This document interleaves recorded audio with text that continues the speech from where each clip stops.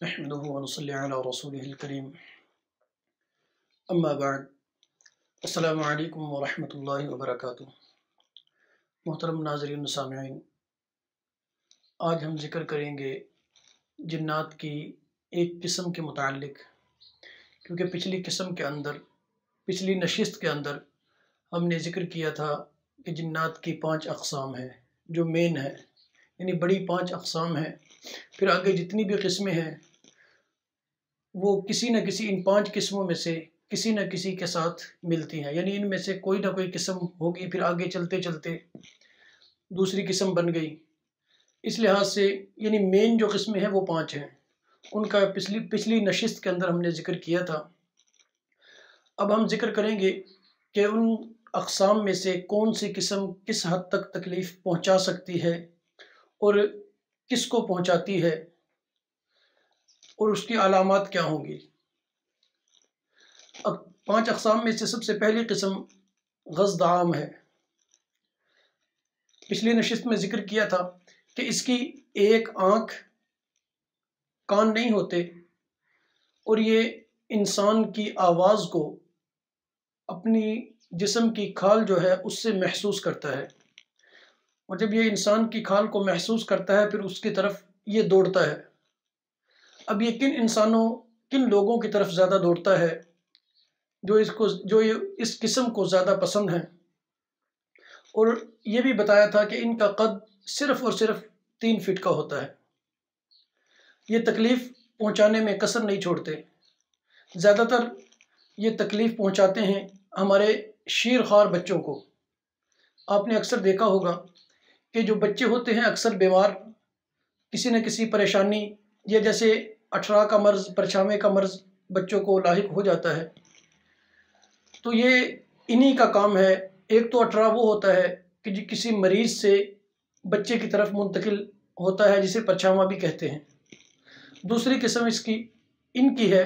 क्योंकि इनकी तादाद दुनिया के अंदर बहुत ज़्यादा है। तमाम जिन्नात में इस किस्म की तादाद बहुत ज़्यादा है। ये लोग इंतज़ार करते हैं, तलाश करते हैं, जहाँ कोई बच्चा पैदा होता है उसकी आवाज़ सुनते हैं, आवाज़ की तरफ फिर ये माइल होकर बच्चे को तकलीफ़ पहुँचाते हैं। अब ये बच्चे को तकलीफ़ कैसे पहुँचाएंगे? अगर बच्चे के साथ मानूस ज़्यादा हो गए, बच्चा इनको बहुत ज़्यादा पसंद आ गया, तो बच्चे की कंडीशन ये होती है कि आँखें बच्चे के ऊपर चली जाएंगी, गर्दन टेढ़ी हो जाएगी, बाज़ मरतबा हाथ पाँव टेढ़े हो जाते हैं। ये मेन चीज़ें इनकी होती हैं। और फिर उससे बड़ी बात यह कि जिस बच्चे पर ये हमला आवर होते हैं उस बच्चे के नाखून और हाथों के अंदर नीलापन ज़ाहिर होना शुरू हो जाता है, और अगर इसका वक़्त पर बंदोबस्त न किया जाए, ये इस हद तक जा सकते हैं कि इन्हीं की वजह से, इनके तकलीफ़ देने की वजह से बच्चा दुनिया से भी रुखसत हो सकता है, यानी बच्चे की मौत तक वाक़या हो सकती है। हमने ये देखना है, एक तो अपने बच्चों को कोशिश करें कि रोने ना दें, ख़ुसूसन जो बच्चे शीरख्वार हों उनको आपने रोने नहीं देना,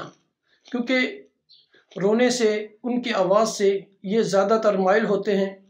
उनकी आवाज़ को महसूस करके ये बच्चे पर आसानी के साथ हमला आवर हो जाते हैं। दूसरा, ख़ुसूसी तौर पर जब बच्चा अपने घर से बाहर हो, जैसे आजकल हॉस्पिटल वगैरह या हो कहीं और जा रहे हो, रास्ते में कोशिश करें कि बच्चे को रोने ना दें।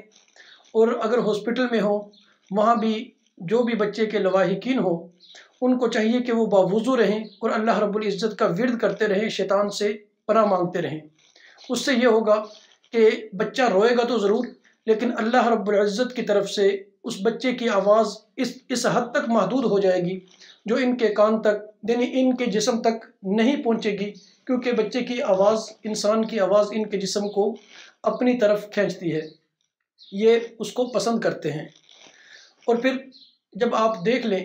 कि आपके बच्चे, और ये बड़ों को भी तकलीफ़ पहुंचाते हैं, लेकिन सिर्फ उन लोगों को जो ख़ुसूसन औरतें हों और खुशबू लगाकर बाहर निकलती हैं। खुशबू लगाएं या बेपर्दा, और ख़ुसूसन जिनकी पेशानी के बाल नज़र आ रहे हों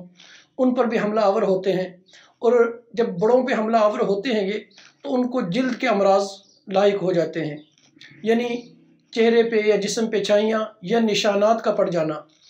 मुख्तलिफ رات کو ٹھیک سوئے، صبح کے وقت بازو پہ، جسم کے کسی بھی حصے پہ مار کا نشان یا ویسے کالا داغ یا نیلا داغ، ان کی یہ شرارت ہے، ان کا یہی کام ہے، اور یہ کوشش کرتے ہیں کہ انسان کے جسم، جس انسان پر حملہ آور ہوں، اس انسان کے جسم کے اس حصے کو یہ بیکار کرنے کی کوشش کرتے ہیں، اور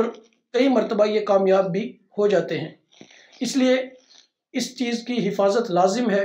کہ آپ، ہماری مائیں بہنیں، ایک تو خوشبو لگا کر، دوسرا بے پردگی میں گھر سے باہر نہ جائیں،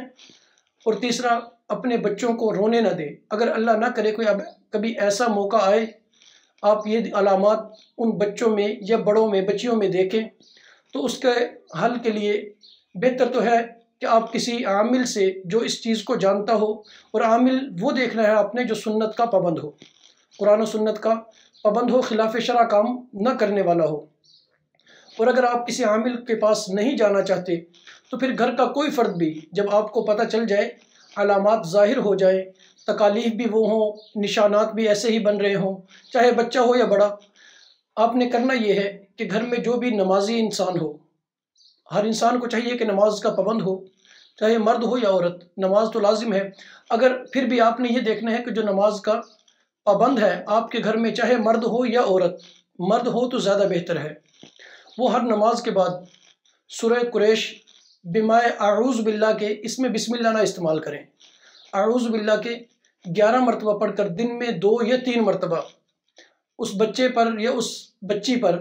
جو بالغ ہو یعنی بڑی ہو، اس پر آپ نے دم کرنا ہے۔ پھر 41 مرتبہ پانی دم کر کے دیں، تاکہ وہ اس کو، بچے کو یعنی اس مریض کو پلائیں بھی، اور جہاں تکلیف محسوس ہو اسی پانی کو ہاتھ پہ لے کر، ہاتھ گیلا کر کے اپنے اس حصے پہ لگائیں۔ چند دن کے اس عمل سے انشاءاللہ آپ کی تمام تکلیفیں دور ہو جائیں گی، اور آپ کے بڑے یا بچہ کوئی بھی ہو، انشاءاللہ العزیز اللہ رب العزت کے حکم سے، اللہ رب العزت کے کلام کی طاقت سے، وہ بچہ، وہ بڑا انشاءاللہ محفوظ ہوگا، اور اللہ رب العزت ان سے محفوظ بھی رکھیں گے